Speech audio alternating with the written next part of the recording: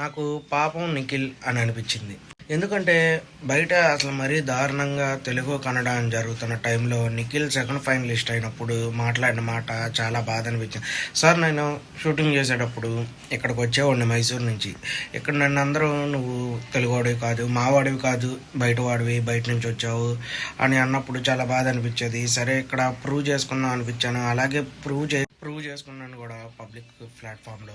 నన్ను సేవ్ చేసిన ప్రతి ఒక్కరికి థ్యాంక్ యూ అని చెప్పి. అయితే ఇప్పటికైనా గెలిపించాలి అనేవాళ్ళు ఆట చూసి మాత్రమే ఓటండి. ఇది మనం ఫస్ట్ నుంచి మాట్లాడుతూనే ఉన్నాం. అయితే నిజంగానే తెలుగు వాళ్ళు ఎవరినైనా ఆదరిస్తారు. అందుకే బయట నుంచి షూటింగ్లకి ఇక్కడికి చాలామంది వచ్చినా చాలా కంఫర్ట్గా ఫీల్ అవుతారు.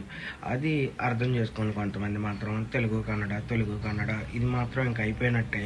ఈరోజుతో అర్థమైపోయింది. నిఖిల్కి ఫ్యాన్స్ జెన్యున్గా ఉన్నారు, తెలుగులో ఉన్నారు, కన్నడలో ఉన్నారు, ఇక్కడ సీరియల్స్ పరంగా ఉన్నారు. అలాగే నిఖిల్ ఆ మాటలు చెప్పినప్పుడు నాకైతే నిజంగా బయట జరిగిన సిచ్యువేషన్ గుర్తొచ్చింది. ఇలా జరగకుండా ఉండుంటే పోయేది అనిపించింది. మీలో ఎంతమందికి అలా అనిపించిందో కామెంట్లో మెసేజ్ చేయండి. నిఖిల్కి సపోర్ట్ చేయండి. Okay, bye. మర్చిపోయా, మన ఛానల్ లైక్ చేయండి, షేర్ చేయండి, సబ్స్క్రైబ్ చేయండి.